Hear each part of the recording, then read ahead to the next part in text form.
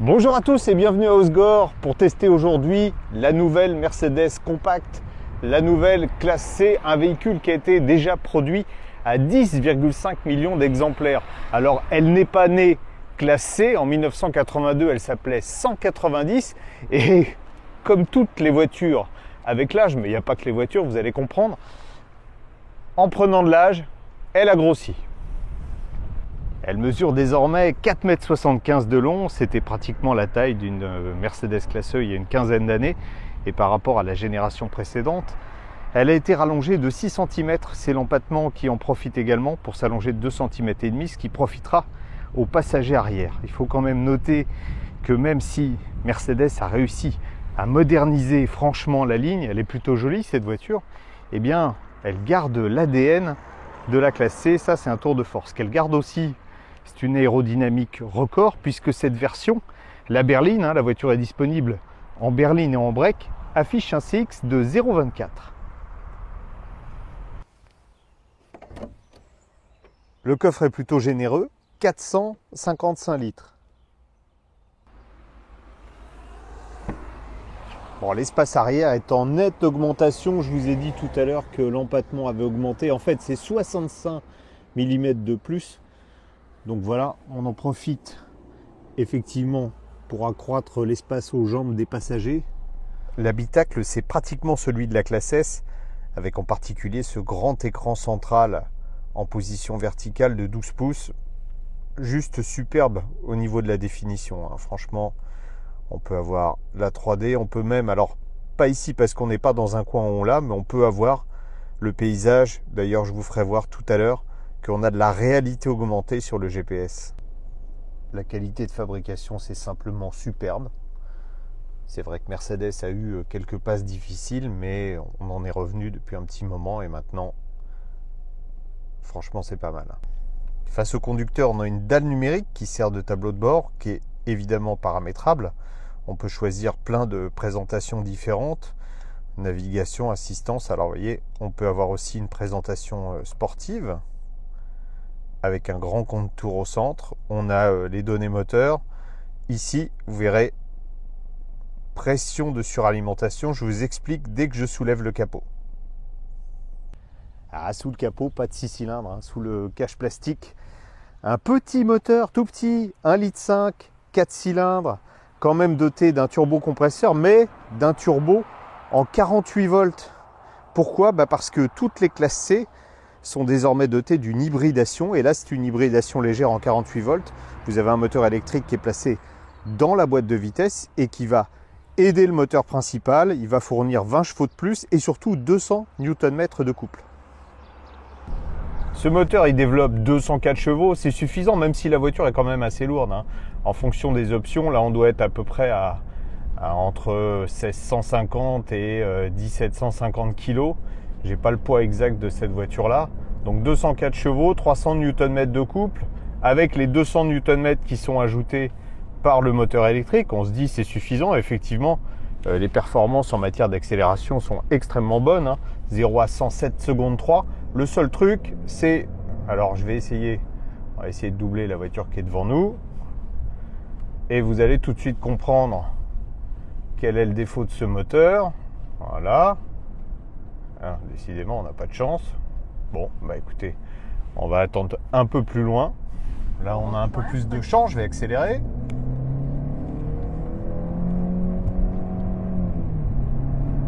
Vous entendez, la sonorité est quand même assez désagréable et le moteur a tendance à mouliner, ça manque un peu de coffre à bas régime en fait.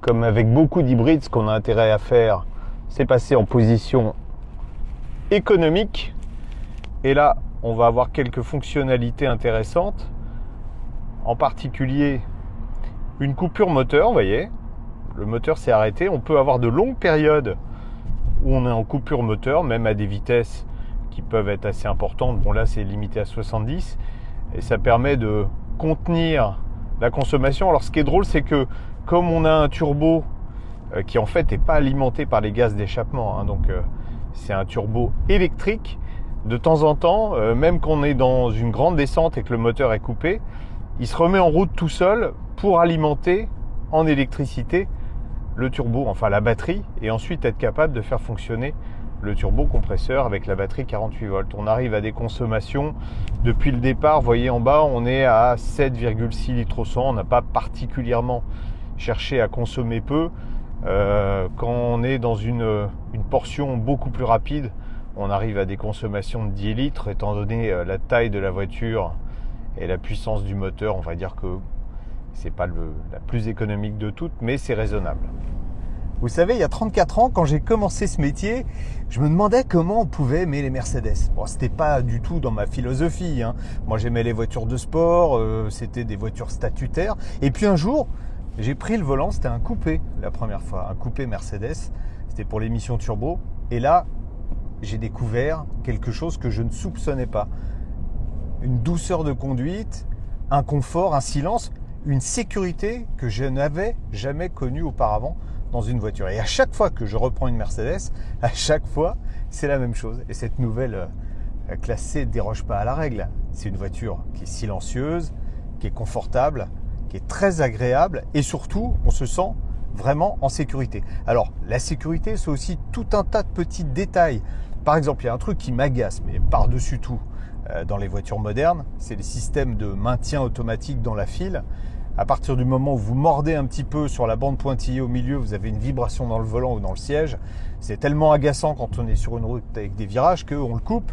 Donc on perd en sécurité puisqu'on neutralise le système. Eh bien cette Mercedes, elle a ce système-là. Mais regardez, moi je vais le faire. Voilà, j'ai coupé un petit peu le virage. Donc j'ai mordu sur la bande pointillée au milieu. Aucune réaction.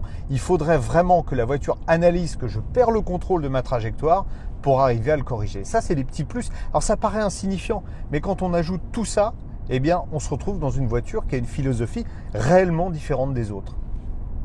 Prenez à gauche sur la place Amélie-Lacasse, puis prenez à gauche tout de suite après. Voilà, je voulais vous faire voir ça parce que, franchement, on pourrait presque s'y croire, c'est-à-dire vous regardez là dans l'écran et vous avez en plus la direction qui s'affiche, c'est ce qu'on appelle de la réalité augmentée. Sur la place Amélie-Lacasse, puis prenez à gauche tout de suite après. Donc si vous arriviez à vous perdre avec un GPS comme ça, vous n'avez plus aucune chance de vous en sortir. En plus, vous avez le rappel, je vous le montrerai en détail tout à l'heure dans le pare-brise. Sur la départementale 34, puis à la deuxième intersection, prenez à gauche. L'affichage tête haute est un des plus lisibles et des plus grands de tous ceux que j'ai pu essayer, même avec un peu de soleil. En plus, on peut choisir l'affichage qu'on va y indiquer. Vous avez vu au-dessus des compteurs, eh bien, on a des petites, je peux avoir standard, je peux avoir affichage éco. Et l'affichage éco me met la petite bulle à gauche là et m'indique l'économie d'énergie. Qu'est-ce que j'ai comme autre réglage? Ah oui, j'ai un réglage sport, voilà, un réglage sport qui m'affiche un compte-tour. Franchement, c'est superbe. Ah, quelque chose que j'adore dans cette voiture, c'est ce qu'on appelle, vous savez, de façon barbare, l'interface homme-machine. On n'a vraiment pas l'impression d'être tout seul. Vous voyez, il fait beau. Hey Mercedes. Oui, s'il vous plaît. Quel temps demain? Demain, à Cabreton, il fera pluvieux avec des températures comprises entre 15 et 19 degrés. Voilà, pas forcément des bonnes nouvelles, mais en tout cas, ça marche bien. Et puis la sono, en plus, est de très bonne qualité. On peut aussi poser des questions plus personnelles à la voiture. Hey Mercedes.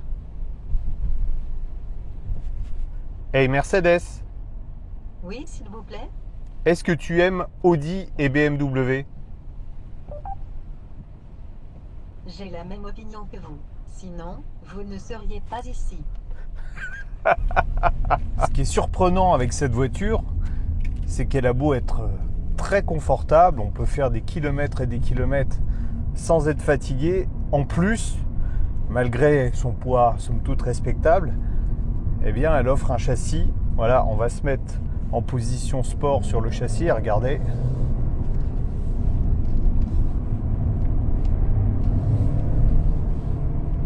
Franchement, on n'est jamais surpris. En plus, avec un rayon de braquage ultra court dans les épingles à cheveux, juste à la limite un tout petit peu de sous-virage. Mais franchement, je suis plutôt surpris. Alors si on avait eu, parce qu'il y a une option AMG avec des grosses roues, si on avait eu des grosses roues, on aurait eu un peu moins de confort et encore un peu plus d'efficacité, mais très honnêtement, ça sert à rien. Avec ce châssis très équilibré, quand on force le rythme, vous entendez, le premier problème vient de la boîte automatique. Alors c'est une boîte à 9 rapports très bien gérée, mais elle n'aime pas trop le mode sport. Elle a tendance à emmener le moteur dans les tours. Alors le mieux, dans ces cas-là, c'est de se servir des palettes qu'il y a de chaque côté du volant pour revenir en manuel. En revanche, il y a un deuxième problème qui lui n'est pas résolu, c'est l'attaque du freinage. C'est vrai que on est dans une descente de col dans les Pyrénées, hein, et les freins ont un petit peu chauffé et on a un peu moins de feeling. Mais franchement, vous allez sans doute avoir quelques journalistes qui vont reprocher ça à la voiture. Ça n'arrivera jamais au client parce que personne ne roule comme ça au quotidien. L'autoroute met en lumière ce que certains considéreront sans doute comme un défaut. C'est vrai que la suspension est très souple et quand on passe sur une bosse, la voiture donne l'impression de pomper, mais je vous rassure, absolument rien de dangereux. Notre test en micro d'ambiance sur autoroute, on est à 110 km/h et là on est à 63 décibels. Bon, évidemment, il faut que je m'arrête de parler pour que ça marche. Mercedes est leader sur le segment du premium et je peux d'ores et déjà vous dire qu'avec cette nouvelle classe C, ils vont le rester. Ils vont le rester pourquoi? Parce que ça reste une Mercedes avec toute la qualité qu'on connaît. C'est une voiture qui est extrêmement confortable, très agréable à conduire. Et puis, alors je ne vais pas dire que c'est pas cher, mais cette finition avant-garde vaut 49 550 € avec les options qu'on a dessus. Elle grimpe à 56 000 €. Et quand vous regardez la concurrence chez Audi et BMW, un peu chez Volvo, pour arriver à une qualité comme ça, on a des tarifs équivalents. Et très honnêtement, c'est celle-là que je préfère.